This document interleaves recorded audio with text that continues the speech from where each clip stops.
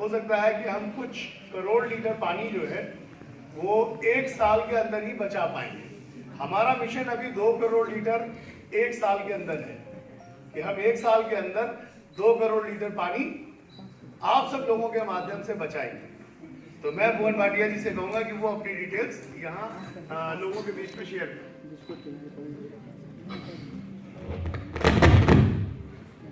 Thank you, Tripathi ji. Thank you to the previous speakers and CSGMIF Porwal sir. मुझे 10 minute दिए गए हैं बोलने के लिए, तो और मुझे लगता है वो सफिशिएंट है और शायद आप लोग भी जल्दी से जल्दी चाह रहे हो कि बोलिए और जाइए।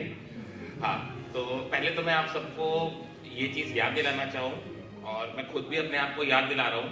मैं मतलब आपसे जो भी बात करूँगा एकदम मैं कुछ सोच के ज़्यादा प्लान करके बात नहीं करना चाहता हूँ और जो भी चाहता हूँ एकदम डायरेक्टली ऑनेस्ट टॉक करना चाहता हूँ। बिकॉज आज का जो दिन है मैं उस टॉपिक के ऊपर, उस दिन के ऊपर अपने आप सबका ध्यान केंद्रित करना चाहता हूँ। It's national youth day. तो आप सब जानते हैं ये विवेकानंद जी का बर्थडे होता है इस दिन। I hope you all know. तो क्या आपको लगता नहीं है कि यूथ डे है और हम सबके इतने ढीले ढाले चेहरे और लो एनर्जेटिक चीज उनको ये शोभा नहीं देती आज के दिन को? यस और नो? ये तो नहीं शोभा देती। तो एक चीज तो पहले आप सबसे पहले करिए, जो अभी तक जितने भी स्पीकर्स आए हैं उन सबके लिए जोरदार तालियां, जोरदार।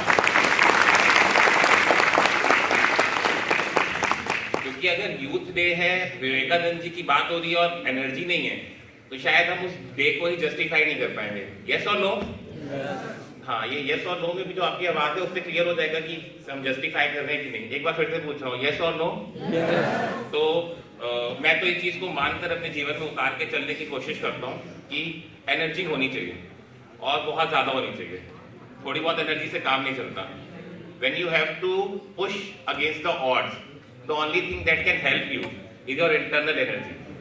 हम सब कभी ना कभी 7वीं 8वीं में एनर्जी के बारे में पढ़ते थे, ठीक है? उस समय हम एक चीज पढ़ते थे कि जिसके अंदर जितनी ज्यादा एनर्जी है वो इतना अनस्टेबल होता है और वो स्टेबिलिटी की ओर जाता है, राइट? और स्टेबिलिटी की ओर जाने के लिए क्या करता है? एनर्जी को रिलीज करता है। तो अगर आपके अंदर एनर्जी बहुत ज्यादा है तो ट्रस्ट मी, आप बाहर के अंदर जो ऑड्स हैं उसके अगेंस्ट में वर्क करोगे and you will definitely do something, that I am sure of. और I am not sure of just by watching few YouTube videos जिससे मोटिवेट हो जाऊं। I am getting more and more clarity through my journey of the life. In past few years जो भी मेरी journey रही है, उस जर्नी ने मुझे इस चीज पे ट्रस्ट करने को, विश्वास करने को मजबूर कर दिया है कि आपके अंदर अगर एनर्जी नहीं है ना, तो योर लाइफ, मुझे लगता है कि हमारी life can not be called as life. So फिर से एक बार आपसे बोलूंगा कि सारे स्पीकर्स के लिए विवेकानंद जी को याद करते हुए एक बार जोरदार तालियां फिर से बजाइए। अब मैंने अभी बस जब त्रिपाठी जी बोल रहे थे उससे 4-5 मिनट पहले ओजस जब बात कर रहे थे, तो मैंने एक छोटा सा एक शॉर्ट प्लान बनाया कि अभी क्या 10 मिनट में बात करूंगा। तो मैंने अपने 10 मिनट को 4 भागों में डिवाइड किया। उसमें से पहला भाग है आपको मोटिवेट करना, इंस्पायर करना, एनर्जी भरना, वो मैं कर चुका हूँ। तो सेकंड पार्ट था कि अपना एक बेसिक नॉमिनल सा इंट्रोडक्शन देना, अपनी जर्नी के बारे में थोड़ा कुछ बताना आपको, क्योंकि बहुत ज्यादा बताने का मतलब नहीं है ना, आप अभी इंटरेस्टेड हो, मुझे ये भी पता है। तो मैं उतना ही बताऊंगा जितना शायद आज के दिन को जस्टिफाई करने के लिए जरूरी है। थर्ड पार्ट है कि मैं एक छोटा सा किस्सा जो अभी 3-4 दिन पहले मैंने अपना फेस किया और उसने मुझे बहुत बड़ी लर्निंग दी। और ये भी आपसे ईमानदारी से बोलूंगा कि ऐसा कुछ हो रहा है पिछले 6-7 सालों से कि मुझे हर दिन कोई ना कोई लर्निंग मिल जाती है, क्योंकि मैं ढूंढ रहा होता हूँ लर्निंग। और आखिरी चीज मैं आपको दूंगा, आखिरी के 2 मिनट, आप में से जो कोई भी मुझसे कितना भी ब्लंट सवाल पूछना चाहते हो पूछ सकते हो। मेरी लाइफ के बारे में, अपनी लाइफ के बारे में कुछ डाउट है वो डिस्कस करना चाहते हो, अपने करियर को लेकर भी कुछ बोलना चाहते हो, कोई भी confusion, you can directly ask. मुझे पता नहीं आंसर होगा कि नहीं मेरे पास, but I will try to answer the way I know the things. Okay, तो फर्स्ट पार्ट में कर चुका। आई होप एनर्जी है हम सबके पास सुनने के लिए। यस और नो? यस। ओके, तो let's come to the second part. मेरा नाम भुवन भाटिया है और मैंने अपनी टीम के साथ मिलके, जिसमें मेरे 2 को-फाउंडर्स हैं, अवनीश बाजपेयी एंड अरुण भाटिया, उसके अलावा टीम के और बहुत सारे मेंबर्स हैं। तो हमने एक स्टार्टअप किया जिसमें हमारा ऑब्जेक्टिव था कि हमें पानी को बचाना है, वाटर सेव करना है। और ईमानदारी से बोलूँ कि जब हमने शुरू किया था काम करना, तो ऐसा कोई हमारे पास ऑब्जेक्टिव नहीं था। जो एक जनरली हम सबके पास एक होता है कि एंटरप्रेन्योरशिप को हम बहुत जल्दी जोड़ देते हैं पैसे से।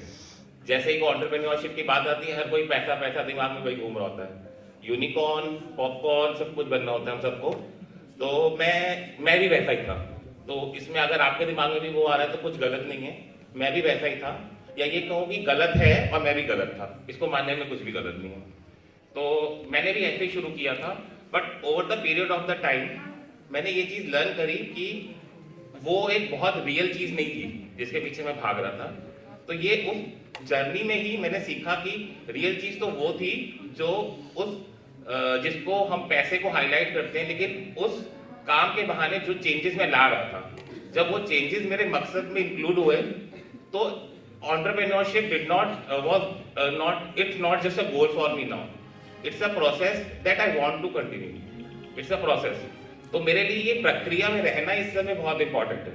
मुझे इस प्रक्रिया से, आई डोंट नो किसको कहते हैं सच्चा प्यार, आप सबके तो चल ही रहे होंगे सब आज के टाइम पे, लेकिन मुझे उस प्रक्रिया से दिन ब दिन प्यार होता जा रहा है। मैं इसको कह सकता हूँ कि मैं इस प्रक्रिया को बहुत समझने लगा हूँ, मुझे मजा आने लगा है। चैलेंजेस होते हैं, मुझे पता है शाम को कई बार मेरा भी सरदर्द हो रहा होता है, लेकिन फिर भी वो सरदर्द में भी मजा होता है। और उस प्रोसेस के बारे में ही बात करना चाह रहा था मैं आज कि फ्लोटा जो हमारे ब्रांड का नेम है, हम वाटर कंजर्वेशन पे वर्क कर रहे हैं। बेसिक जो टेक्नोलॉजीज हैं जो आज बहुत प्रचलित हैं आज के लिए, IoT एंड आर्टिफिशियल इंटेलिजेंस, उन टेक्नोलॉजीज को इंक्लूड करके हम लोगों ने एक मुहिम छेड़ी है CSJM IF के साथ मिलके। एक चीज मैं ऐड करना चाहूंगा जो त्रिपाठी जी बताना भूल गए, हम 1 करोड़ लीटर पानी पिछले साल ऑलरेडी बचा चुके हैं। We have already saved 1 crore liters of water that otherwise would have got wasted, जिसमें से 24 लाख लीटर पानी सिर्फ कानपुर यूनिवर्सिटी में बचाया है, और रिमेनिंग हमारे मोर देन 500 छोटे छोटे कस्टमर्स हमने कानपुर में पिछले साल ऐड किए हैं। तो इस साल 2 करोड़ त्रिपाठी जी ने थोड़ा टारगेट मुझे लगता है छोटा ले लिया है, मेरा टारगेट कम से कम 20 करोड़ का है। तो त्रिपाठी जी, हाँ हो सकता है कि त्रिपाठी जी एक जीरो कम लगा रहे हो, तो मेरा टारगेट 20 करोड़ का है। मैं अगेन रुपए की बात नहीं कर रहा हूँ, पानी की बात कर रहा हूँ। तो जब पानी बचाएंगे तो रुपए भी बचेंगे, मुझे पता है। तो दिस इज जस्ट, इससे ज्यादा मुझे लग रहा है फ्लोटा के बारे में जो जानना होगा तो आप हमारी वेबसाइट पे जाके देख सकते हैं। Now coming to the third part, कि मैं एक जो किस्सा आपसे शेयर करना चाहता हूँ, और मैं आप सबका चाहूंगा कि इतने पार्ट पे अटेंशन बहुत दें, क्योंकि मैं ये ऐसी प्रॉब्लम मैंने एनकाउंटर करके उससे सीखा जो शायद आपके भी काम आ सके। और हमारे आज के मिलने का और बात करने का मकसद भी यही होना चाहिए कि कुछ ऐसा हो जो आप सबके लिए बेटर कर दे जाए। तो किस्सा ये है कि एक स्टूडेंट मेरे साथ बैठा हुआ था अराउंड, हम मतलब एक्चुअली मैं प्रोफेसर SC वर्मा सर के साथ काम करता हूँ कुछ प्रोजेक्ट्स पे, और सर के साथ पिछले 6-7 साल से जुड़ा हुआ हूँ मैं। तो हम लोग एक JEE एडवांस के लिए कुछ वॉलंटरी बेसिस पे एक to giving back to society हम एक प्रोग्राम स्टार्ट कर रहे हैं। मतलब I am directly working as a project incharge for that program, and I am directly being headed by reporting to doctor SC Verma. तो ऐसे ही एक स्टूडेंट था, वो बहुत परेशान था, तो वो JEE एडवांस के लिए प्रिपरेशन कर रहा था। तो आप सब आई होप आप किसी भी बैकग्राउंड को लेकर इतना तो जानते हो कि इंडिया के अगर कुछ अच्छे साइंस के एग्जाम्स में से एक माना जाता है तो JEE एडवांस होता है, यस और नो? तो इतना भी आप जानते हो कि उसकी पढ़ाई ऐसा नहीं है कि आप ऊपरी कुछ भी काम कर लो वो उसके क्वेश्चंस नहीं सॉल्व होते हैं ऐसे, है ना? आपको चीजों की फंडामेंटल नॉलेज नहीं है तो यू कांट टच दैट। तो वो काम कर रहा था तो काफी परेशान सा था, तो मुझे दिख गई थी उसके चेहरे पे परेशानी। मैंने बात करी उससे, मैंने कहा कि क्या प्रॉब्लम है? कहता है सर वैसे तो कहा कुछ नहीं, जनरली एक आदत होती है ना हमारी कि मिल के पूछते जरूर है कि क्या हाल चाल है, तो हर कोई कहता है ठीक है, ठीक तो नहीं होता है कोई भी, लेकिन कह देते। तो उसने भी बोला, मैंने कहा फिर से बताओ क्या प्रॉब्लम है, थोड़ा सा जोर डाला। तो ही सेड कि सर कर रहा हूँ लेकिन मुझे पता नहीं चल रहा कि मैं कुछ हो क्यों नहीं रहा है। मैं पढ़ाई कर रहा हूँ, मैं काम कर रहा हूँ, कुछ हो नहीं रहा है। तो मैंने कहा कि कंफ्यूजन क्या है? तो ही सेड कि कंफ्यूजन ये नहीं पता कि ये करना भी है कि नहीं, पता नहीं है कि ये हमें करना भी है कि नहीं। आई होप ये आप सबकी लाइफ में भी प्रॉब्लम रहती होगी। फॉरगेट जेई एडवांस, आप आज की लाइफ में जो भी कुछ कर रहे होंगे, आपको भी कई बार जो उलझन होती होगी इसी चीज से रहती होगी कि पता भी नहीं है ये करना है कि नहीं। यस और नो? तो बीच में 3 लोग बात कर रहे, लग रहा है इनको पता है। तो प्लीज लिसन, मैंने बोला नहीं बहुत इंपॉर्टेंट चीज है, मुझे लगता है प्लीज सुन लीजिए। तो ये है कि नहीं प्रॉब्लम हमारे साथ अक्सर, मुझे लगता है आज भी मेरे साथ भी ये प्रॉब्लम्स आती हैं कि चैलेंज ये होता है जब भी कोई ना कोई दिमाग में फ्रस्ट्रेशन, इरिटेशन या किसी भी चीज को लेकर के कहते हैं ना नेगेटिव थॉट्स होते हैं, वो आते हैं तो हमेशा यही समझ में आता है कि हम जो कर रहे हैं क्यों कर रहे हैं, पता ही नहीं होता हमें। यस, तभी हमें उलझन होती है। तो पता नहीं, मैंने 5-10 मिनट लिए, थोड़ा सा सोचा and then I came up with a story. तो वो स्टोरी ये है, छोटे से मैं फिनिश करूंगा कि अच्छा आप सबको कानपुर से लेके दिल्ली तक का बाई ट्रेन रास्ता पता है कि नहीं?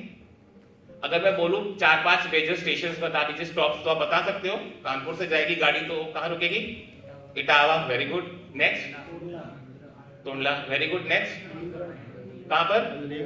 ठीक है, फिर शिकोहाबाद, फिर गाजियाबाद कि सीधा गाजियाबाद? चलिए गाजियाबाद और फिर दिल्ली ले लेते हैं, ठीक है? तो इतने ही सफिशिएंट है, इससे ज्यादा नहीं चाहिए, ठीक है? आपने अच्छी ट्रेन कराई है शताब्दी, ठीक है? तो हाँ, तो इतने स्टॉप लेते हैं। तो मैंने उससे बोला कि सपोज तुम आप सोचो कि तो एक तुम्हारा फ्रेंड है, वो शताब्दी ट्रेन में बैठा हुआ है जो दिल्ली के लिए जा रही है, ठीक है? थोड़ी देर बाद उसे उलझन होती है कि यार मैं क्यों बैठा हुआ इस ट्रेन में, मुझे तो दिल्ली जाना ही नहीं है। उसे उलझन हो रही है कि मैं इस ट्रेन में क्यों बैठा हूं, मुझे तो दिल्ली जाना ही नहीं है। वो बैठ गया था कानपुर सेंट्रल से जाके, और थोड़ी देर बाद उसे उलझन होना शुरू हुई। तो कहता है यस सर, तो नहीं है। तो मैंने कहा फिर वो तो रोएगा चीखेगा क्योंकि बैठा था वो ट्रेन में ही है ना? तो मैंने कहा अच्छा बताओ, अब तो उसको सजेशन दोगे कि 2 सजेशन है। एक सजेशन तो ये है कि चेन खींचो, ट्रेन रोको, उतर जाओ और जहां जाना है वहां चले जाओ। दूसरा सजेशन ये है कि चेन भी नहीं खींचनी आती, हमें तो कुछ नहीं करना आता, तो पूछ जाओ, ठीक है? तो तुम उसको क्या सजेशन दोगे? क्या दोगे? पूछ जाओ। नहीं, दोस्तों को ऐसा दे सकते हैं हम लोग, पूछ जाओ। जनरली हम बोल भी देते हैं ना, अरे यार हटो, दिमाग ना खराब कर, जो करना है करो, ये बोल देते ना। लेकिन क्या सजेशन दोगे सीरियसली अगर आपका फ्रेंड है तो? हाँ,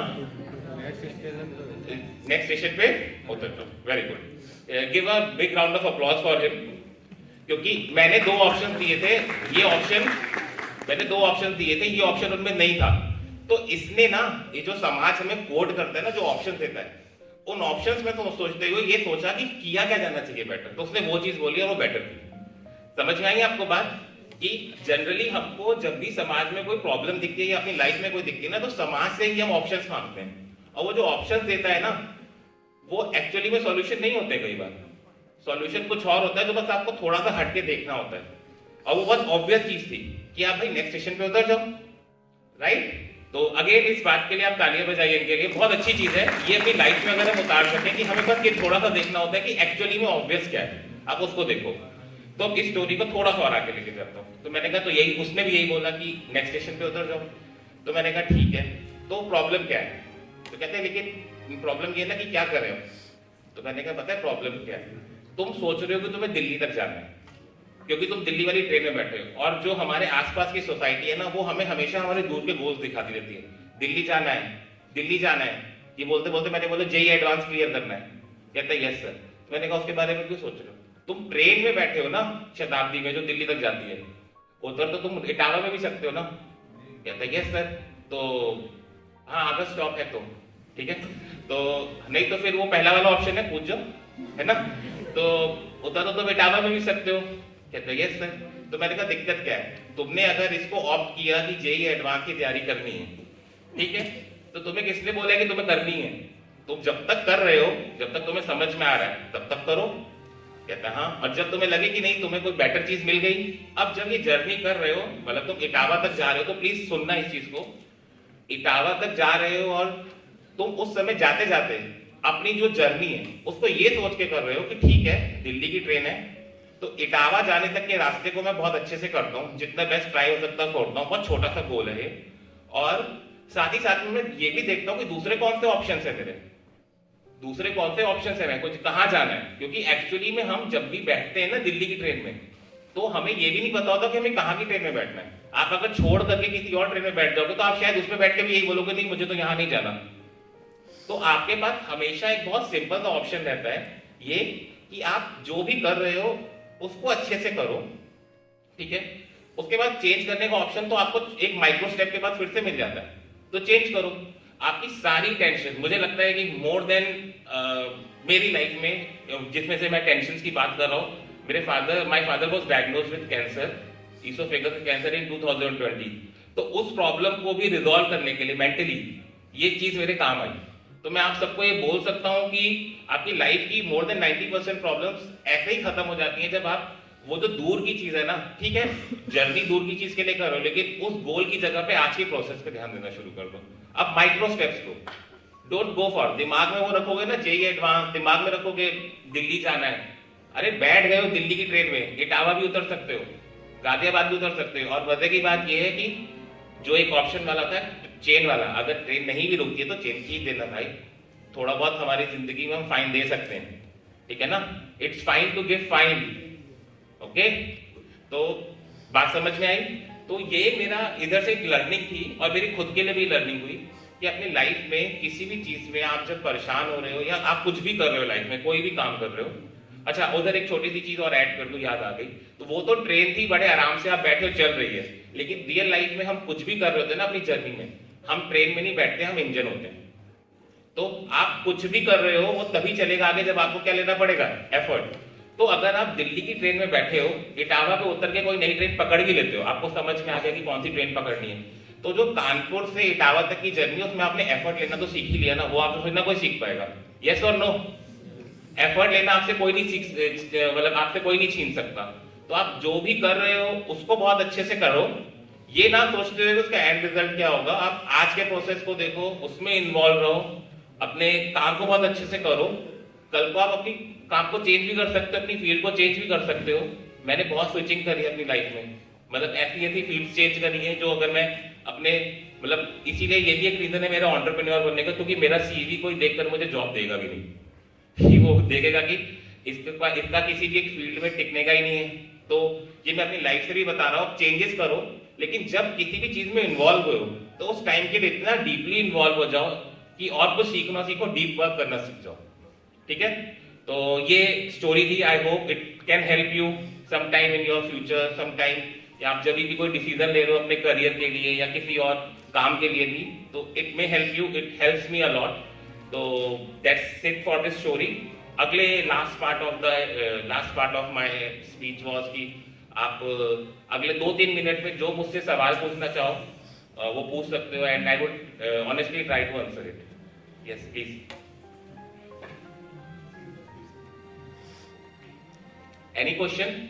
आई एनकरेज आस्किंग क्वेश्चंस। बहुत अच्छा सर ने बोला था कि इनोसेंट लगते हैं, वो innocent questions are very necessary, क्योंकि वो हमारे अंदर की ना सीधी सीधी बात सामने रखते हैं। यू शुड नॉट हेसिटेट, ऐसा तो होगा नहीं। हाँ जी प्लीज। स्टार्टअप को फंडिंग कैसे मिलती है? सर आप तो वही दिल्ली वाली बात कर रहे हो। देखो पहले, हाँ वो त्रिपाठी जी से पूछ लेना फंडिंग कैसे मिलती है, क्योंकि मुझे आज तक नहीं मिली है। मैं बूटस्ट्रैप्ड हूँ और मुझे लगता भी नहीं है कि मुझे अभी बहुत ज्यादा फंडिंग की नीड है। हाँ लेकिन अगर हो जाएगी तो मना नहीं करूंगा, और जो करनी भी होगी तो ट्राई कर लेंगे उसके लिए। तो स्टार्टअप को फंडिंग कैसे मिलती है, मतलब आपको, मेरे को लगता है ये सवाल थोड़ा सा चेंज होना चाहिए। स्टार्टअप को फंडिंग क्यों चाहिए, ये ज्यादा इंपॉर्टेंट सवाल है। तो त्रिपाठी जी इस पे बात कर लेंगे, क्यों चाहिए इस पे मैं बात कर लेता हूँ। कि आप ये देखिए, मेरा मानना है कि कोई भी स्टार्टअप होता है वो 3 चीजों से चल सकता है। एक एंटरप्रेन्योरशिप स्पिरिट, दूसरा you must understand the economy. आपको इकोनॉमिक्स की समझ होनी चाहिए। मैं इकोनॉमिक्स की किताब पढ़ने की बात नहीं कर रहा हूं। तो इकोनॉमिक्स की समझ का मतलब ये है कि आपको ये पता होना चाहिए कि आप जो भी काम कर रहे हो कितना फर्क वो डाल रहा है आसपास की चीजों पे और क्या रिसोर्सेज को हेल्प कर सकते हैं। तो एनी अदर क्वेश्चन, आप इस तरह से बात कर लेंगे फंडिंग के लिए। कोई और क्वेश्चन? नो? तो प्लीज